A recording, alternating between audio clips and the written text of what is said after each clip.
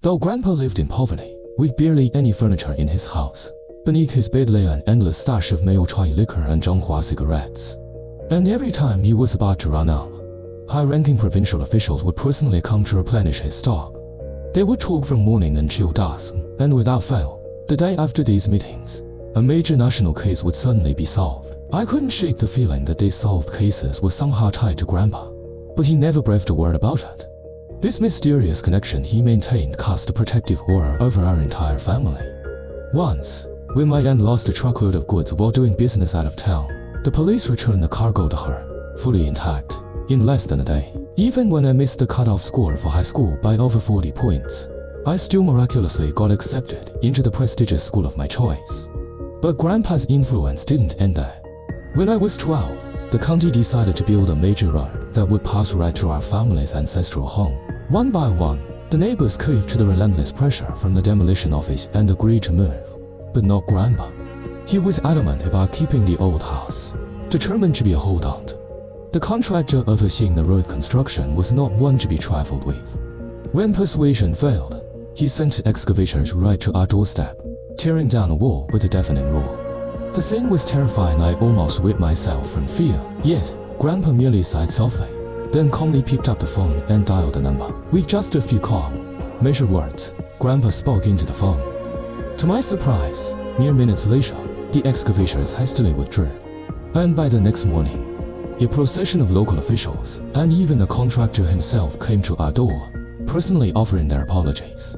The contractor, visibly flustered, pulled out 80,000 yuan in compensation, an enormous sum for our small county. But Grandpa merely waved it away, declining the money with a simple gesture.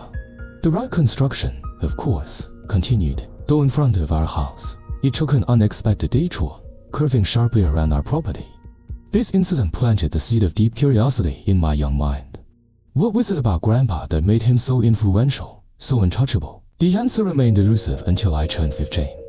One day, while rummaging through an old chest in our ancestral home, I stumbled upon two tattered books.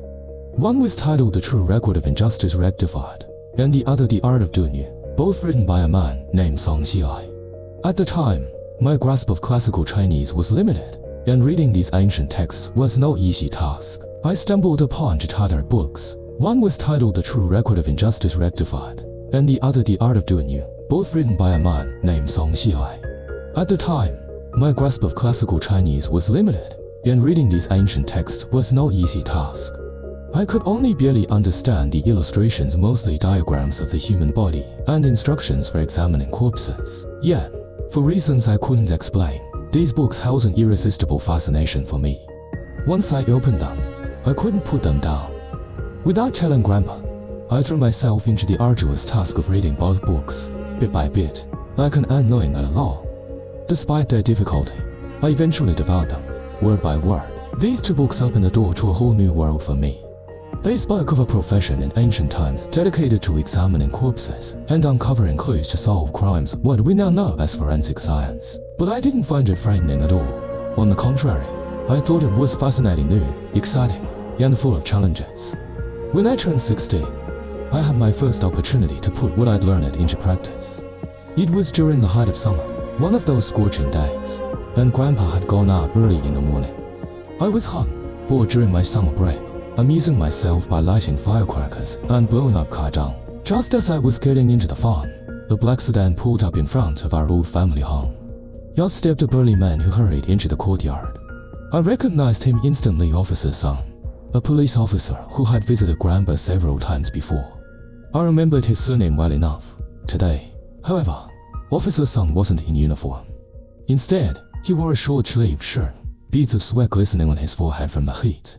Spotting me, he asked, "Hey kid, is your grandpa home?" "No, he's out enjoying himself," I replied casually. "Come inside, uncle, have a seat, and I'll get you a cold Coke." "Well, aren't you a polite one?" he chuckled, accepting the drink without hesitation. He downed it in one gulp, wiped his mouth with satisfaction, and then asked, "So, kid, you're in high school now, right?" "Just started my first year," I replied. "If anyone's giving you trouble at school, just let me know," he laughed heartily. "I'll sort it out for you." "Uncle," I began, sensing a rare chance to learn more about Grandpa. What's your relationship with my grandfather? Officer Sun's grin widened. Your grandpa? He's a once-in-a-century genius. Kid. A real one of a kind. Unfortunately, his stubbornness is just as extraordinary. Over the years, countless officials have come to persuade him to return to work, but he's remained unmoved, no matter what they offered. Last year, a director even promised him that if he worked for the police for just 1 year, he could retire with a pension of 60,000 yuan a month. Even that didn't sway him. I've got to hand it to him, there's no convincing him. So, we've had to cooperate in other ways. Officer Sun sighed. Cooperate? What kind of cooperation? I asked, my curiosity piqued. Just as Officer Sun was about to answer, he suddenly seemed to realize he'd said too much. Clutching his stomach, he groaned. Whoa, my stomach. Must have been that cold who has the bathroom. In the backyard, I said, pointing in the direction. Like a gust of wind, Officer Sun dashed to the bar, and soon the sound of splashing water echoed through the air. In his hurry, he had left his briefcase on the table, and it had fallen to the ground. A photograph slipped down, its colors catching my eye, a mix of reds and greens that stirred my curiosity. Glancing around and seeing no one, an irresistible urge took hold of me. My heart pounded in my chest as I reached for the photo. I knew it was wrong, possibly illegal even to pick up police documents.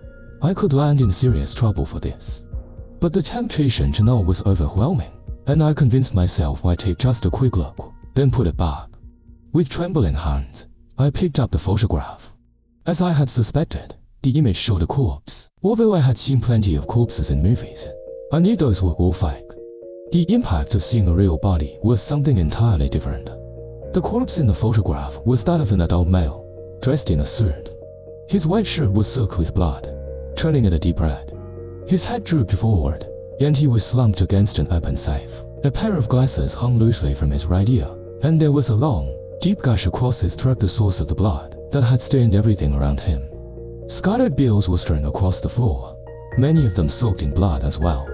I couldn't tear my eyes away from the image. Strangely, I didn't feel scared. If anything, I felt a rush of excitement. It was the same thrill a starving man might feel upon seeing a feast, or a scoundrel spotting a beautiful woman. A surge of inexplicable excitement coursed through me.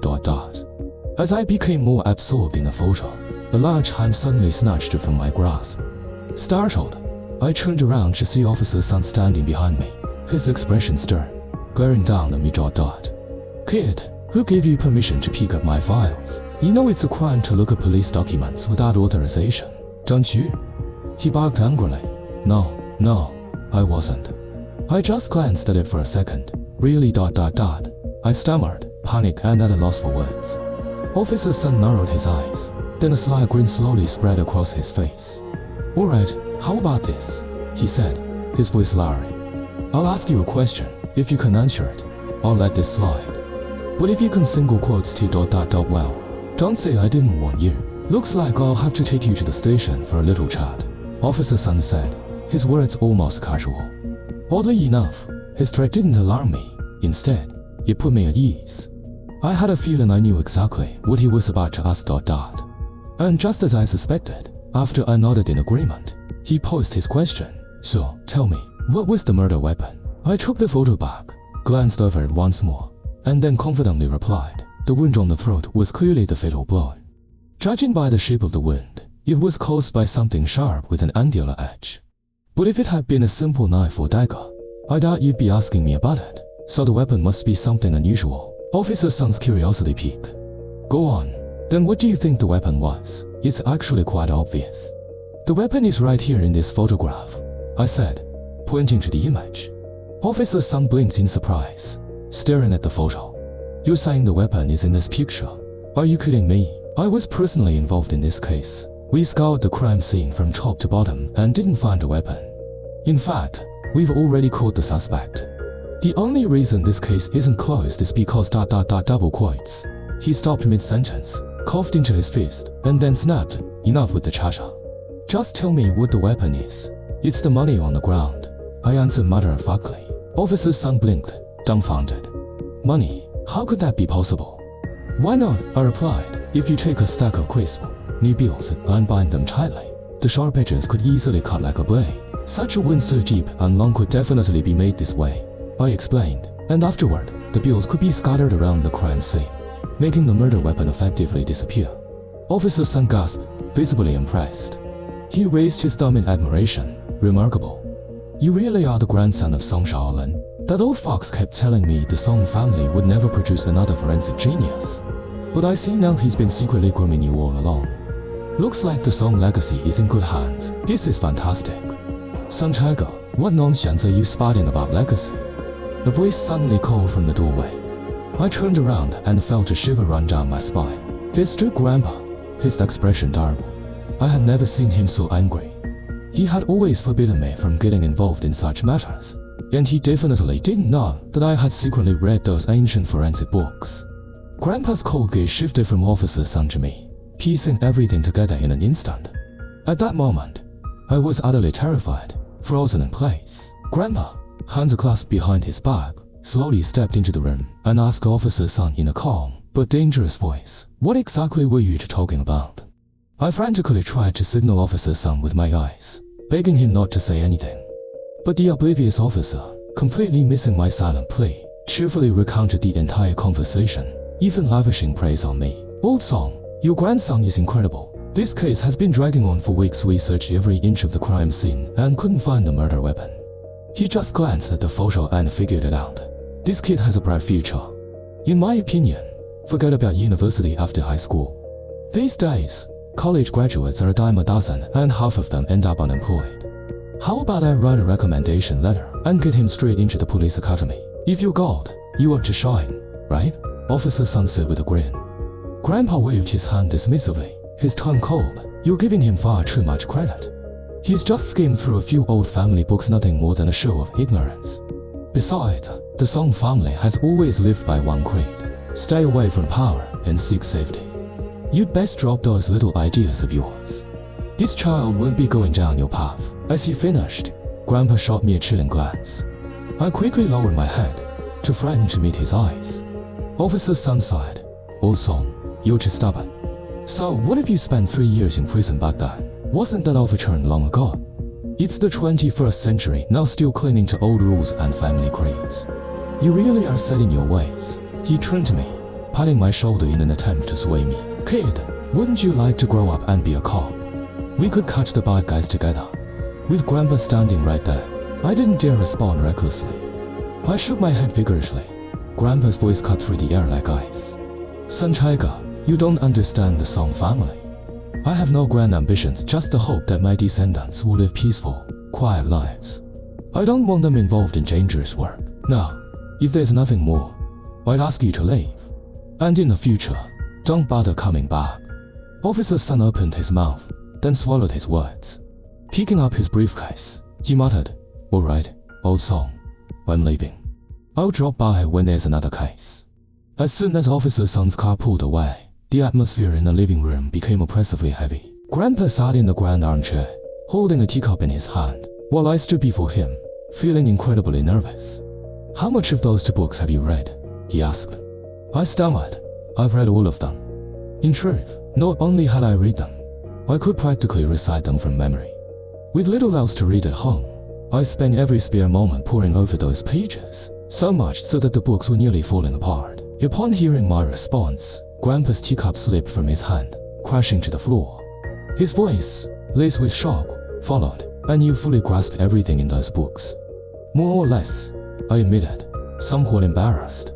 "Well, truly a descendant of the Song family," he muttered, but then shook his head, an odd reaction that left me startled. I had braced myself for a furious scolding, expecting him to berate me for reading those forbidden texts, but to my surprise, the outburst never came. It wasn't until much later that I realized Grandpa's feelings at that moment must have been incredibly complex. He was both pleased that someone could carry on the family's legacy, and at the same time, deeply fearful that I might tread the same path as him, a path of no return. With a long, weary sigh, he murmured, "Fate plays cruel tricks on us." Then, without a glance in my direction, he stood, hands clasped behind his back, and walked away into his study. I stood there, caught between shock and a sense of relief that Grandpa wasn't going to spank me. Later that night, when everything was still and quiet, Grandpa suddenly woke me up. He told me to get dressed and follow him. Confused, I quickly put on my clothes and stepped into the courtyard.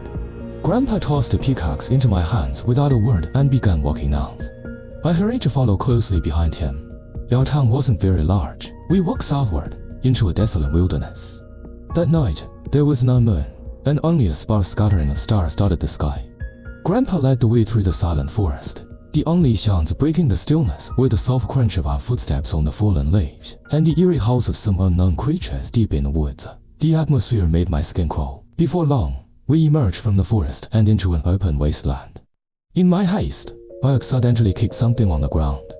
Upon closer inspection, I realized it was a human bone bleached and weathered, its surface darkened from years of exposure to the elements. A shiver ran down my spine as I remembered that this area was an old mass grave. Legend had it that during the chaos at the end of the Ming Dynasty, a band of marauding rebels had taken control of these hills, killing mercilessly and dumping the bodies here. Over time, the place became notorious, an accursed land where strange and inexplicable occurrences were said to happen. As I looked around, I noticed faint green flames flickering sporadically in the air, hovering like restless phantoms circling us. At first, I thought they were fireflies, but then I remembered that this graveyard was soaked in deadly energy, where hardly any plants grew, let alone fireflies. No, those flickering lights were something far more sinister. They were the bonfires described in the true records of redressing wrongs, what common folk refer to as ghost lights. They were a natural phenomenon caused by the phosphorus from decaying bones vaporizing into the air and igniting in the night. Though I understood the science behind it, seeing those ghostly green flames flickering in the darkness still sent chills down my spine. I swallowed hard and asked, "Grandpa, what are we doing here?" "You'll find out soon enough," he replied, leading me to a pile of stones. He pointed at it and said, "Dig, dig," I exclaimed in shock. "Grandpa, is this a grave?" "If it's not a grave, what else could it be?" he responded, his tone steady. "But Grandpa, isn't grave robbing illegal?" I hesitated. "This isn't grave robbing. It's called exhuming for examination. Now stop talking and start digging," he commanded sharply. With no choice, I picked up the pickaxe and began digging. The grave was made of stones, making the task incredibly difficult. Growing up in the county, I had hardly ever lifted anything heavier than a pen, and soon my hands were covered in painful blisters. Grandpa stood nearby, puffing on his pipe, the smoke drifting towards me in soft clouds. Despite its harshness, it strangely calmed my nerves. Even the eerie chill of the graveyard seemed to fade a little under the warmth of its presence. I don't know how long I had been digging when I suddenly heard a faint creak. It was clear I had struck something below. Abandoning the pickaxe, I used my hands to carefully move the stones aside, and soon a pile of blackened bones emerged from the earth. After carefully digging up all the bones, I moved to a nearby open space and began arranging them in the shape of a human skeleton. Although I had never handled a corpse before, the true records of redressing wrongs described the structure of each bone in such precise detail that assembling this skeleton didn't take much time. But as I pieced the bones together, something started to feel off. Just as I was puzzling over what seemed wrong about the skeleton, Grandpa spoke. "Now, take a look at this. Tell me, what did this person do for a living when they were alive? How did they die? Was it a man or a woman? If it's a woman, had she borne any children? How old was the person at the time of death? Did they suffer from any illnesses while they were alive? Answer whatever you can figure out." "Grandpa, are you testing me?" I asked, a bit bewildered. "Call it that, if you like," he said calmly, taking a long drag on his pipe. I thought to myself, this is one strange exam. Who else in the world would drag their grandson out of bed in the dead of night, bring them to a mass grave, and have them dig up someone's remains? There couldn't be a second grandfather like him anywhere. "Better get on with it," Grandpa urged, stomping his foot. "This place is soaked in cold, deathly energy. Stay here too long and these old bones of mine won't hold up." I took a deep breath, steadying myself to focus on the skeleton lay before me. The body I had reassembled measured about 1.8 meters from head to toe, which suggested this person had been quite tall in life. But what caught my attention was how small the feet were, completely disproportionate to the height. It just didn't seem natural because for humans, foot size is generally proportional to height. The usual ratio between height and foot size is about 1 to 7. The taller a person is, the longer their feet.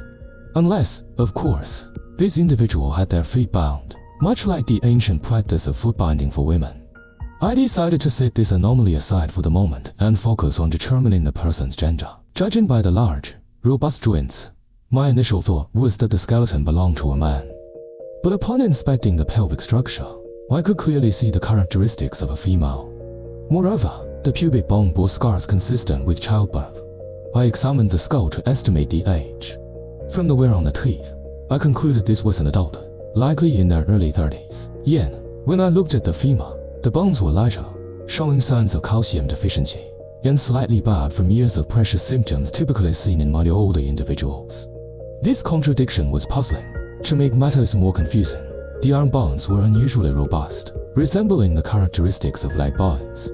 Could this person have walked on all fours from birth? The entire skeleton was riddled with contradictions, making it increasingly difficult to draw any clear conclusions. Then, suddenly, it dawned on me Grandpa's test wasn't as straightforward as it seemed.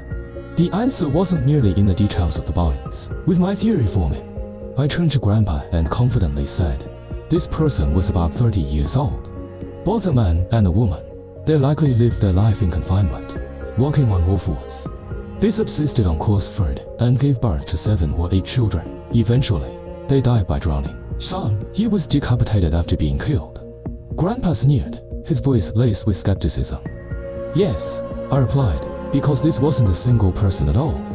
Oh, Grandpa raised an intrigued brow. And why do you say that? I continued, this skeleton isn't from one human body. Except for the skull, all other bones were pieced together from animals. The legs belong to a sheep, the hands are from a pig, and the pelvis is from an old cow.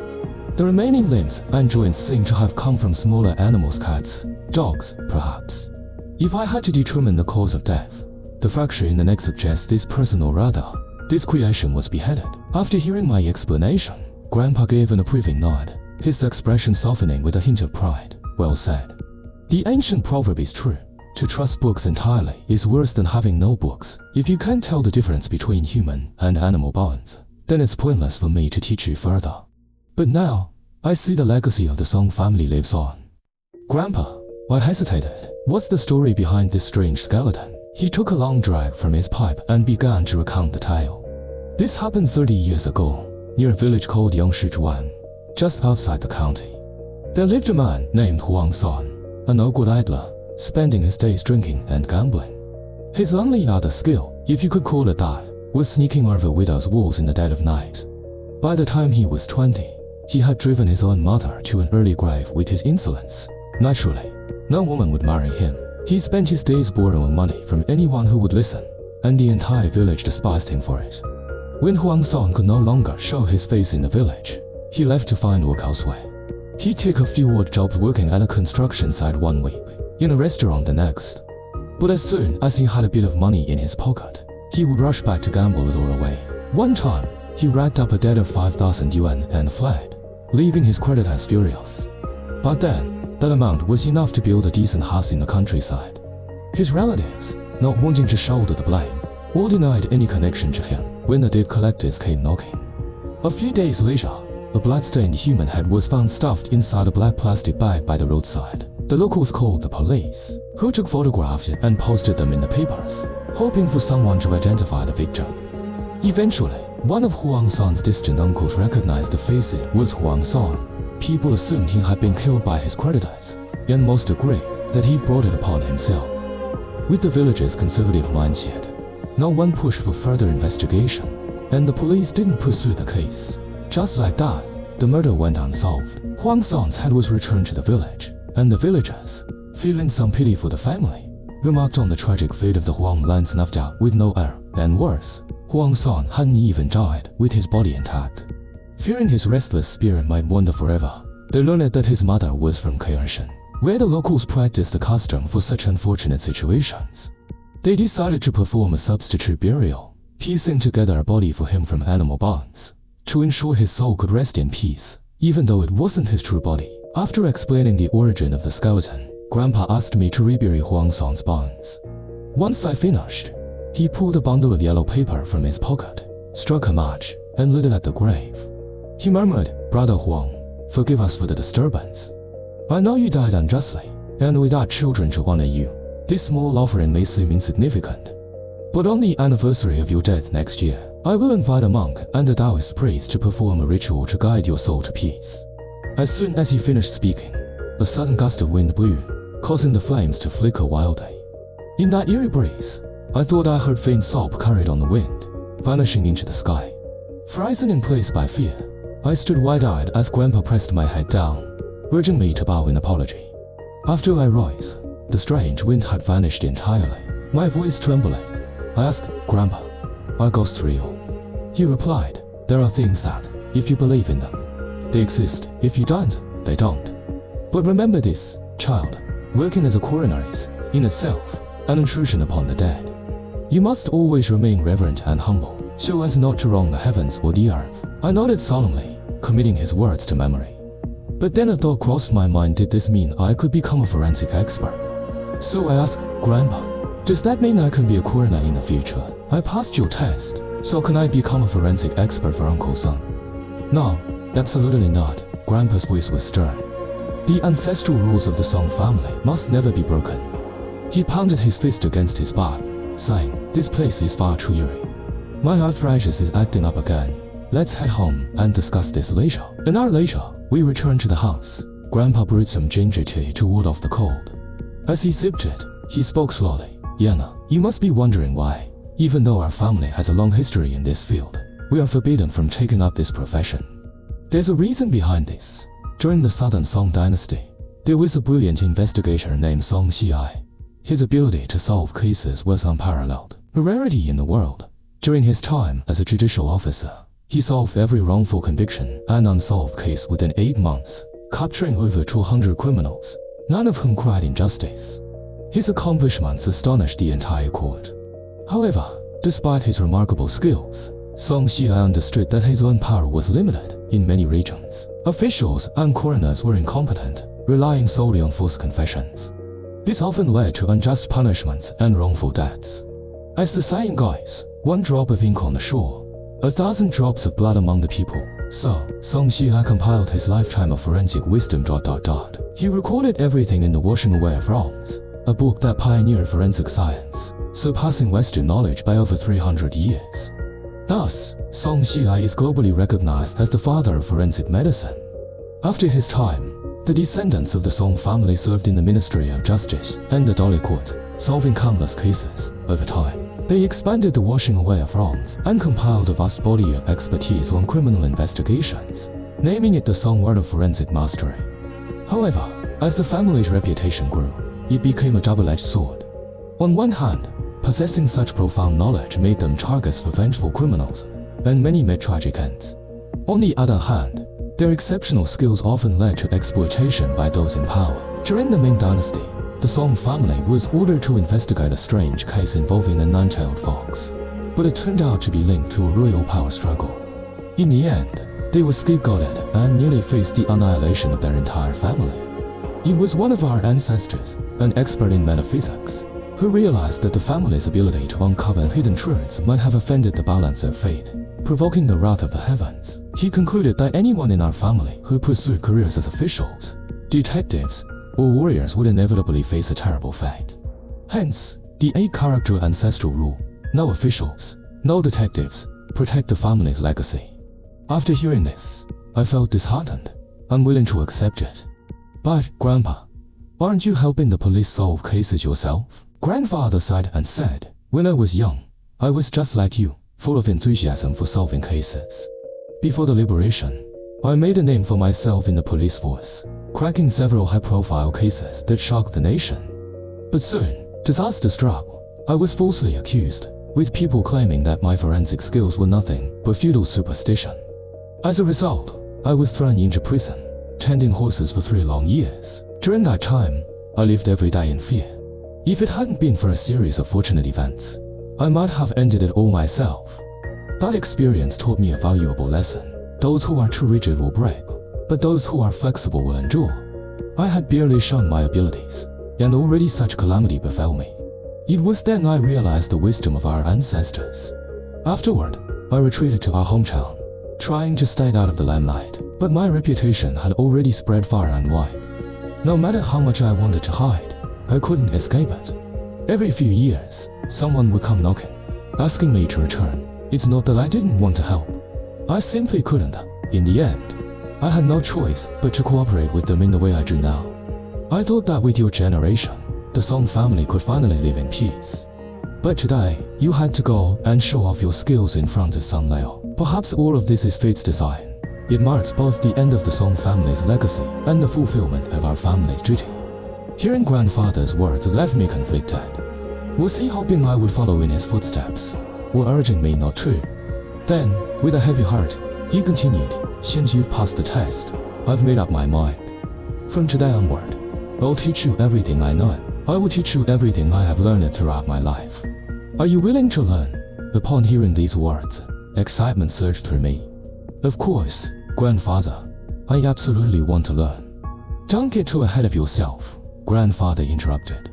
"The reason I'm teaching you is that you've been fumbling around with just books, showing off recklessly, like a child of 3 wielding a razor-sharp sword in front of an enemy. It's incredibly dangerous. In short, you haven't even grasped a tenth of the true essence of the Song family skills. I don't want you to meet an early death, but I'm old and I can't watch over you forever. All I can do is teach you how to wield this sword properly. The rest of your path, you'll have to walk on your own. Moreover, the legacy of the ancient forensic masters, left by our ancestors, is a treasure. Letting it wither away in my hands would be a great sin. I couldn't face our forefathers in the afterlife. But if the Song family has an heir to carry it forward, we'll be able to rest in peace." As grandfather said the words "rest in peace," I couldn't help but feel an ominous foreboding, as if he were giving his final instructions. I quickly dismissed the thought and nodded. From that moment on, whenever I had free time, I followed grandfather's teachings, learning the art of autopsy and crime scene analysis. The depth and intricacy of these skills are beyond simple description. Of course, I enjoyed plenty of hardship along the way. No matter the setbacks, I gritted my teeth and persevered, absorbing the knowledge like a sponge soaking up water, hungrily devouring every bit of this invaluable wisdom. 3 years passed in the blink of an eye, and when it came time for my college entrance exams, my scores weren't exactly stellar. I wanted to apply to the Provincial University of Science and Technology, but I was more than 100 points short of the required score. Grandfather, however, simply said, "Apply. I guarantee you'll get in." I trusted in grandfather's remarkable connections. Pulling some strings to expand the admissions quota would be a trivial matter for him. So, with confidence, I listed the University of Science and Technology as my top choice. My aunt suggested I pursue a degree in economics to help her manage the family business in the future. My teachers remarked that I was a bit of an extremist, obsessed with crime solving, yet showing zero interest in business. Perhaps I had inherited my grandfather's investigative genes, skipping a generation. After much deliberation, I settled on applied electronics, a practical, middle-of-the-road major with decent career prospects. Or so I had heard. It wasn't until I arrived at the university and realized there were only 3 girls in the entire class that regret started to creep in. By then, though, it was too late. I had already boarded this ship of faith, and there was no turning back. After the exams, I enjoyed the long, lazy summer break, spending my days browsing the web, watching movies, and playing chess with grandfather. It was a wonderfully peaceful time. One day, I went to a friend's house for a gathering. We polished off 2 cases of beer, and as childhood friends who had grown up together, it hit me hard soon we'd all be going our separate ways, venturing into the wider world. Filled with both a sense of bravado and a lingering sadness, we finished our meal and headed off to a karaoke bar, singing late into the night. By the time I finally made my way home, it was already past 11 p.m., and as I approached the old Song family residence, I noticed the house was ablaze with lights, a sight that immediately filled me with a sense of dread. In our small town, people tend to go to bed early, and according to local customs, lighting up the house in the dead of night usually signifies some sort of calamity, perhaps the passing of an elder. The thought jolted me sober, and I quickened my pace, rushing home with growing anxiety. Pushing open the door, I called out for someone, but the house was eerily empty. I made my way to grandfather's study, where I found a simple, unadorned envelope lying on the desk. It bore no stamps, only a crude sketch of a blood-red sickle in the lower right corner.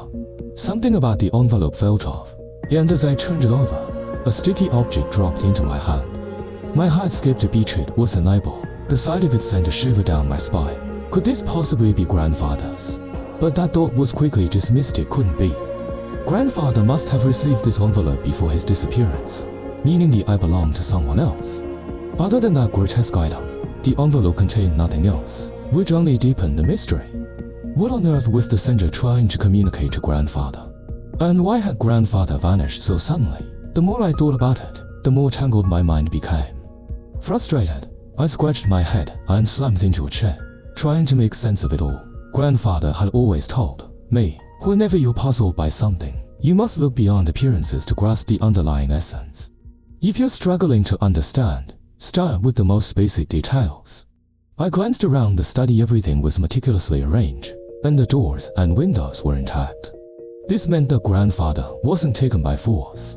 He left willingly after receiving the letter. Given that this was indeed a letter, it must have conveyed some kind of message, something only grandfather could decipher. If that's the case, I should be able to figure it out too. The key to the sender's message lay in the eyeball itself.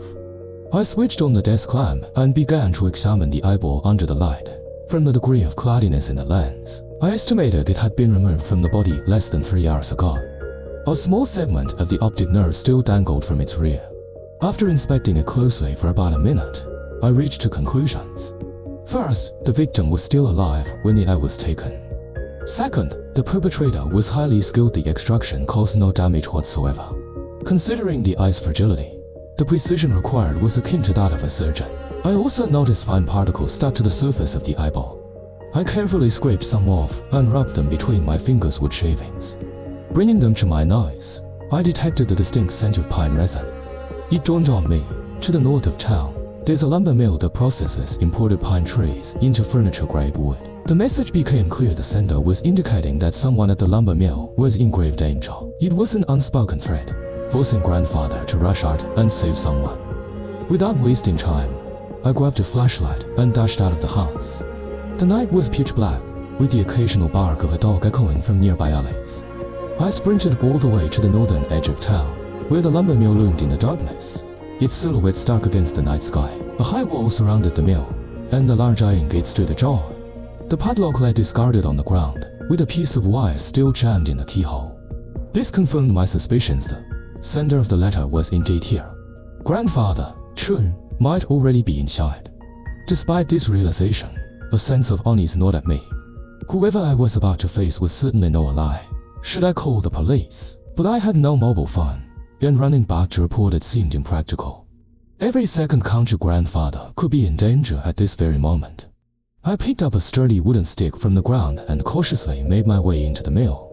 As I approached, I noticed the warehouse with its lights on. Turning off my flashlight, I gripped the stick tightly, inching forward with heightened vigilance. Inside the warehouse, piles of timber were stacked to the ceiling, covered with waterproof tarps. The atmosphere was eerily silent, the kind that makes your skin crawl. I turned a corner, and there, before me, were two figures. One was a middle-aged man, starred and unfamiliar, seated in a chair, his head tilted to one side, his shirt hanging open. I saw a large tattoo of a green dragon sprawled across his chest. A rag was stuffed in his mouth, and his eye sockets were hollow and empty. Strangely, there wasn't a drop of blood anywhere, neither around his eyes nor on his face or clothes. In his hands, he clutched a black plastic bag, though I couldn't see what it contained. A short distance away, another figure lay motionless on the ground, dressed in a red chain suit, his feet in cloth-soled shoes. I recognized him instantly. It was grandfather. I didn't stop to check on the dead man. Instead, I rushed over and fell to my knees beside grandfather. His limbs were cold, and his heartbeat had completely faded. His pupils had already begun to dilate. I placed my hand beneath his nose, and after several tense seconds, I felt the faintest wisp of breath. Tears welled up in my eyes, blurring my vision. Grandfather, you have to hold on. I'll get help right away, I cried, my voice trembling. I called out to him again and again, desperate to bring him back to consciousness. Grandfather's lips quivered slightly, and in a voice barely more than a whisper, he said, "Child, don't speak. I'm going to get an ambulance. The best doctor." I was frantic, but he interrupted, his voice faint and strained. "No, it's too late." Hearing those words was like being stabbed in the heart. Tears streamed down my face as he tried to speak again. He spoke so slowly, as if each word drained the last of his strength. I wanted him to conserve his energy, yet I didn't dare interrupt him. "Child," grandfather whispered, his voice weak and trembling, "my time has come. From now on, even if you become a forensic pathologist, I won't stop you. But if you ever hear the name Zhang Baikanda, Promise me ... stay as far away as you can. I clutched his hand tightly, my sobs strangling my voice. Grandfather, who ... who is John Bacon Dell? Is he the one who hurt you? I'll avenge you, I swear. No ... double quotes. He wrapped his frail arms around me, pulling me close, his eyes locking onto mine with a fierce intensity. Promise me, he said, his voice rasping with urgency. I nodded vigorously, my tears falling unchecked. Grandfather gave a small, contented smile before his breath finally ceased. I collapsed onto my knees, overwhelmed with grief, unable to control my sobbing. But as I cried, something in the air shifted. Through my tears, I noticed a dark shadow flickering on the ground, swaying ominously, my sob caught in my throat. Judging by the direction of the light and the sharpness of the shadow, I realized that someone or something was standing directly behind me. But I hadn't heard a single breath, hadn't felt the presence of a living soul. It felt as though whatever stood there wasn't alive at all. A chilling thought crossed my mind. Could it be the fat man whose eyes were gouged out, rising from the dead? No, it couldn't be. The figure in the shadow was tall and thin. And then, slowly, the figure raised its right hand. In its grip, it held something. It seemed to be a faintly glowing curved blade. I sprang to my feet, but in an instant, something cold and sharp pressed firmly against my waist, piercing through my clothes. The shadowy figure spoke, its voice eerie and chilling. Don't turn around. If you see my face, you'll never leave here alive. The voice was strange, neither distinctly male nor female, not truly human at all, as if it had been processed through some unnatural device. Fear surged through me, mixed with a wave of fury. This person had to be the one who lured my grandfather here and murdered him. Yet, I was defenseless, with no way to fight back. Even if I died here, no one would know my name or what had happened to me. What's your name? The shadow demanded. Song Young, I replied, my voice shaky. So, Song Shaolin has a grandson, the figure mused, its tone almost amused. Did he ... teach you anything? He didn't teach me much, I lied, keeping my voice as steady as I could. Is that so? A cold, hollow laugh echoed from the figure. Do you want to live? I didn't respond with words, just nodded slightly, my heart pounding. Good, the figure continued. I'll give you a riddle. If you can answer it, I'll let you go. If you fail, then you'll join your grandfather in hell. A shiver ran down my spine. I was ashamed of my own fear, my helplessness. The murderer of my grandfather was right behind me, yet I couldn't even muster the courage to turn and face him. Like a mouse caught by a cat, I was utterly at his mercy, helpless in the deadly game he was playing. But the desire to survive compelled me to nod. This riddle is simple, the shadowy figure said. If you can figure out how your grandfather died, I'll let you live. I was stunned for a good 10 seconds after hearing this. The shadow sneered. What's wrong? Don't you want to show me how much your grandfather taught you? He didn't teach me anything, I replied quickly. Then how did you manage to find this place? The shadow asked casually. Immediately, cold sweat poured down my back. This person was terrifyingly sharp, seeing through my lie in an instant. HMPH, not bad. For someone so young, you've got quite the skill. The figure marked as the icy blade traced over my waist, sending chills through me. Was this person my grandfather's enemy? Why was he testing me? If I truly figured it out, would he really let me go? My thoughts were in complete disarray, my mind clouded with fear and confusion. In my brief 17 years, I had never faced anything like this. My clothes, soaked with sweat, clung coldly to my skin. Hurry up, my patience is running thin, the shadow urged. With no other choice, I began examining my grandfather's body. I pressed my fingers against his skin to check for body temperature. The room was about 10 degrees Celsius. His fingernails were intact, and there were no signs of struggle around his hands. I pried open his eyelids to check the clarity of the eyes. There was no clouding. As I went through these motions, I found myself gradually calming down. My grandfather had no visible wounds, nor any signs of poisoning. His cheeks still held a faint blush. If not for the complete absence of life signs, he could have easily been mistaken for someone peacefully sleeping. Could the wound be hidden beneath his clothes? Forgive me, Grandpa, I murmured silently as I began to unbutton his shirt and remove his pants. Though my emotions were chaotic, my mind remained clear. I meticulously examined his skin and bones, but found no trace of injuries. His bones were intact. I placed my ear against his chest and tapped near his diaphragm, but there was no indication of internal bleeding. There were no signs of suffocation, no strangulation marks, and no discernible medical conditions. This was all incredibly strange. I couldn't find the cause of death, no matter how hard I searched. For a brief moment, I began to doubt everything I had learned. Was I simply incapable? Time passed slowly. The cold wind in the warehouse swept over me, and sweat soaked through my clothes. I wiped the sweat from my forehead as the shadowy figure behind me chuckled. What's the matter? Can the grandson of Song Shaolin figure out the cause of death? The figure's voice dripped with mockery. Tell me, what killed him? Or should I just show you by killing you the same way I killed your grandfather? The shadow pressed, its tone menacing. I clenched my fists tightly. Realizing that escape was impossible, I suddenly felt a strange sense of fearlessness. I don't know. I shouted ... That's your answer. The shadow sneered ... I stood up abruptly. If I was destined to die, I might as well take a chance. Maybe I could escape, or at the very least, discover what he looked like.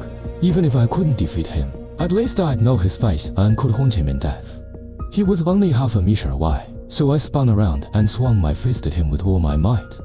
But my punch was instantly caught by a gloved hand, gripping me with terrifying strength. I finally saw him clearly. He stood about 6 feet tall, shrouded in a black trench coat that covered him from head to toe. Not a single inch of skin exposed. His face was hidden behind a grotesque mask, its twisted mouth curled into a chilling grin, revealing two sharp fangs. His eyes, however, were completely black, devoid of any human reflection. In that moment, I questioned if he was even human at all. He twisted my arm effortlessly. The pain was so intense, I could barely stop myself from crying. Brave, he said, nodding slightly. But foolish, he let go of my hand. Killing you would dirty my hands. I'll spare you for now. The day you uncover how I kill, will return to take your life. Remember, I will forever be the nightmare that haunts your family. With that, he made a strange gesture before vanishing into the darkness. As soon as his finger touched my forehead, I felt a wave of dizziness wash over me, and I collapsed softly to the ground. I woke up to the sound of shrill police sirens, a heavy hand repeatedly slapping my face. When I opened my eyes, I found myself surrounded by people. Officer Sung was squatting in front of me, trying to wake me up by patting my face. Groggily, I recalled the events before I lost consciousness, and panic set in. Where's my grandfather? I asked anxiously. Officer Sung's expression darkened, and he sighed deeply. Sung Young ... your grandfather ... The events of the previous night were real, though I wasn't entirely shocked. I felt a sharp pain in my chest, rage, shame, and sorrow twisted within me. I bit my lips so hard that I tasted blood without realizing it. Officer Sung draped a coat over my shoulders. Only then did I realize I had been lying in the warehouse all night, now starting to catch a cold. The two bodies had already been taken away. He explained that my aunt had been searching for me all night and had only calmed down after knowing I was safe. He asked me to accompany him to the city's criminal investigation unit to give a statement. I told him everything I knew and then asked a few questions of my own. Who is the Zhong Beiblei? How did my grandfather die? And who was that fat man? Sung frowned and said, I know you're eager for answers, but since your grandfather warned you to stay away from it, I think it's best if you don't ask too many questions. How could I not care? I stood up in a surge of anger, gritting my teeth as I cursed. That man killed my grandfather. I want revenge. Officer Sung sighed deeply and said, all right, I'll tell you everything I know, but you must keep it to yourself. Never mention this to anyone. He lit a cigarette, ready to speak, when another officer entered, holding a file. Upon seeing me, the officer hesitated and began to back out. But Officer Sung stopped him. It's all right, he's one of us. Just tell me what it is. The officer glanced at me awkwardly before stammering. Sir, the autopsy report for Mr. Sung is ready. Hand it over, Sung replied. He took the report, and after skimming through it, his expression darkened. Muttering under his breath, he said, it really was him. He handed the report to me. Though it was my first time reading a modern forensic report, much of it echoed the methods I had learned from ancient texts, so I understood it quickly. The report stated that Subject 1, the middle-aged man, had no visible external injuries and showed no signs of poisoning. Aside from having his eyes forcibly removed while still alive, resulting in tears to the optic nerves and eye muscles, there was another unsettling detail. His heart was missing, surgically extracted, yet his skin and ribs remained perfectly intact. Inside the plastic bag he was holding was a human heart, which, after testing, was confirmed to be his own. Upon reading this, I couldn't help but gasp in shock. To extract the heart without damaging the body, how could such a thing be possible? As for my grandfather, the cause of death was a massive rupture of the heart valve, brought on by external force. The immediate cause was heart failure. His body bore no wounds, no signs of struggle or restraint, and no trace of poisoning. I was left speechless, overwhelmed by the horror of it all. Officer Sun took the report from my trembling hands and said, "The only one capable of such a thing is the Zhongbei Phantom Blade, a killer from 10 years ago. It seems he has returned to exact his revenge on the Song family." He then began to recount the strange, unsolved case from a decade ago. According to Officer Sun, it had been exactly 10 years since that incident. But then, he was just a detective, and his career success was largely due to my grandfather's help. Though eccentric and reclusive, whenever my grandfather stepped in, the case would be solved without fail. On a starless night, Officer Sun had been delivering some documents to a local precinct when a middle-aged man stumbled into the station. He was carrying a plastic bag, staggering as if intoxicated, his face flushed. Upon entering, he began shouting that someone was trying to kill him, and then collapsed to the ground. At first glance, Officer Sun assumed he was just another drunkard. However, when we checked his breath, he was already dead. Upon opening the bag he carried, we discovered it contained a human heart. What made the case even more bizarre was that the body bore no visible wounds. His expression appeared peaceful, as though he had simply fallen asleep. There were no signs of torture, no evidence of poisoning. His car was parked just outside the precinct, engine still running, and the only fingerprints found on it were his own. This meant he had driven himself to the station, filed a report, and then mysteriously died. Upon investigating his identity, the authorities discovered that he was a judge from the city's courthouse. This was no ordinary case. It escalated quickly, with the higher-ups putting immense pressure on the police force. A special task force was created, comprised of the city's top detectives and forensic experts, to hunt down every possible lead. Days passed, but despite their best efforts, they made no progress. They couldn't even determine the cause of death. The experts, each with their own reputations to uphold, bickered endlessly during meetings, each convinced they had the right theory, but none offering any tangible result. The task force was in complete disarray, a chaotic group with no clear leadership. At the time, Officer Sun had little influence in the group, being the most junior member.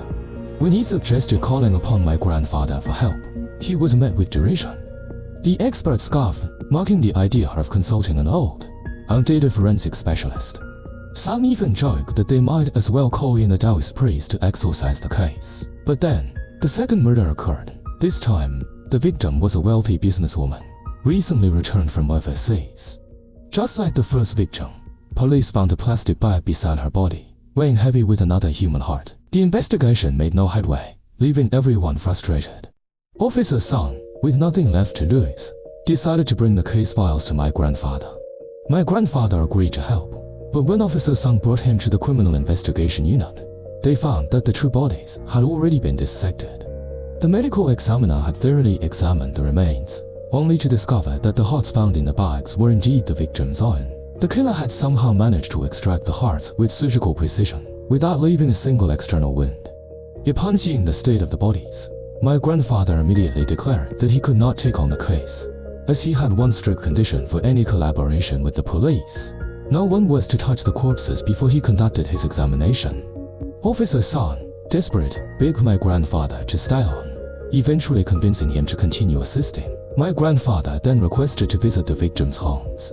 Despite the police having already searched both locations multiple times, finding nothing but the officers' own footprints and fingerprints, my grandfather remained undeterred. The killer's hallmark was clear: meticulous cleanliness. Their motive, enigmatic. Their method, flawless. No evidence, no clues, nothing to offer the investigators a way forward. But my grandfather was no ordinary man. He darkened the room by drawing all the curtains shut and, with a bundle of mogwai, began burning it as he walked around, letting the smoke fill the air. Slowly, as if pulled from the very walls, 8 blood-red characters began to emerge. The North River Blade, avenging the people. It was clear that North River Blade was the alias the killer had chosen, while avenging the people suggested their twisted belief that they were executing justice on behalf of the oppressed. Officer Sun immediately returned to the police department and pulled up the victim's records. It was revealed that the first victim, the judge, had once accepted bribes. leading to the wrongful conviction of an uncle and nephew who had acted in self-defense, but were instead framed for murder. The second victim, the wealthy businesswoman, had once invested in the medical industry, using unethical practices to inflate the price of a cancer treatment that cost only a few dozen yuan to tens of thousands, profiting off desperate patients. The killer saw these individuals as guilty and deemed himself their judge, executing them. Then, a third murder occurred. This time, the victim was a university professor. Like the previous two, his moral integrity was deeply flawed. He had engaged in inappropriate relationships with his female graduate students, filming the encounters and using the footage to blackmail them. He was killed at an academic conference, in front of numerous reporters, and the case could no longer be kept quiet. Once the media caught wind of it, the story was sensationalized, and shockingly, a portion of the public began to idolize the killer as a vigilante. Online, people started praising this hero who rid society of its evildoers, claiming the police were failing to uphold justice and couldn't differentiate between good and evil. This public sentiment put enormous pressure on the Special Task Force. Although society does indeed harbor injustices and individuals who exploit legal loopholes, the law and its institutions are always evolving, and no one has the right to place themselves above the law and use such terrifying methods to punish wrongdoers. In the eyes of the law, the killer was guilty of murder, and as police officers, it was their duty to capture him. For this third case, my grandfather demanded to examine the body immediately. Ignoring the objections of the other detectives, Officer Sun allowed him access to the morgue. My grandfather locked himself inside to conduct his examination in isolation. For an entire day and night, Officer Sun stood guard outside, ensuring no one disturbed my grandfather. At one point, when Officer Sun stepped away to use the restroom, a trainee forensic doctor accidentally opened the door. What he saw inside left him utterly terrified. He described my grandfather and the corpse both wearing strange masks. Using two ropes, my grandfather had strung up the body, seemingly reenacting the crime scene. After 24 hours, my grandfather suddenly burst into laughter from inside the morgue. When Officer Sun entered to ask if there had been any breakthroughs, my grandfather admitted that this case had truly stumped him. He confessed he couldn't unravel the mystery of how the heart had been removed, while the body remained intact. Yet, he hadn't come away completely empty-handed. He told Officer Sun that the body had spoken to him, providing a vivid description of the killer, approximately 1.8 meters tall, lean build, sharp triangular eyes, thin eyebrows like blades, and a high-pitched noise. Those were his exact words. Having worked with my grandfather many times before, Officer Sun trusted his insights. He mobilized all available officers, conducting a citywide search based on these characteristics. Though they didn't apprehend the murderer, they did uncover a key witness. This man, Zhang Bao, was a former gang member who had once beaten someone to death, but managed to serve only 3 years in prison. Zhang claimed to have recently spotted a strange man matching the description loitering near his home. Fearing he might be the next victim, he requested protective custody from the police. My grandfather asked to see Zhang's statement and meticulously compared it with the details of the first 3 murder cases. Finally, on a map of each city, my grandfather marked some strange symbols and instructed Officer Sun to search the areas he had indicated immediately. When Officer Sun asked how he had deduced this, my grandfather didn't provide an explanation. He merely urged him to act quickly. The police rushed to the designated street, conducting door-to-door inquiries. Sure enough, a landlord mentioned that a man fitting the exact description my grandfather had provided had recently rented one of his properties. The landlord added that he had a copy of the rental agreement with the tenant's information. Overjoyed, Officer Sun quickly dispatched 2 officers to retrieve the documents with the landlord, while the rest of the team searched the rental property. Inside the apartment, the police found numerous news clippings, photos of the 3 victims as well as Zhang Bao, all of them stabbed into the wall with daggers. It became evident that the man living here was indeed the infamous Zhongbei Remnant Blade. In addition to these 4 pictures, there were also photos of several other individuals, leading Officer Sun to believe that they were the killer's next targets. However, after waiting a long while, the 2 officers and the landlord had yet to return, and attempts to contact them by phone went unanswered. Realizing something was wrong, Officer Sun immediately led reinforcements to their location. At a parking lot, they discovered the bodies of the 2 officers, and upon searching the landlord's house, they found the landlord's corpse as well. The house had been thoroughly ransacked. This time, the killer had not used his mysterious, surgical method of killing. The two fallen officers had their throats slit from behind, while the landlord was stabbed to death. This clearly indicated that the Jiangbei remnant blade was panicking, desperate to cover his tracks. My grandfather's discovery had been spot on, but the oversight still cost them dearly, a point that left the officer's son filled with regret. When my grandfather arrived, he ordered everyone out of the room. He sealed the doors and windows, and after an hour, he finally called them back in. As the doors swung open, the room was filled with smoke, accompanied by the distinct scent of traditional Chinese medicine. What was once a scene devoid of any clues now revealed several blooded footprints and even a bloody handprint on the wall. With these prints, knowledge emerged that could now deduce the killer's height, weight, fingerprints, handprints, and even the type of shoes he wore. Officer Sun mobilized the entire force, working tirelessly day and night. Eventually, they managed to catch a glimpse of the suspect on a more surveillance footage. Although the killer was wearing a hat, obscuring his face, he wasn't alone. There was a woman with him, and their connection was evident. Following this clue, the police tracked down the woman, a textile factory worker who was likely the killer's wife or girlfriend. However, by the time Officer Sun and his team arrived, she had already been killed in the same meticulous manner as the other victims. The Jiangbei remnant blade had, in an effort to erase any traceable link, even killed his own lover. Twice, my grandfather had cornered the killer, yet both times he managed to slip away. This was an invisible battle of wits, with victories and losses on both sides.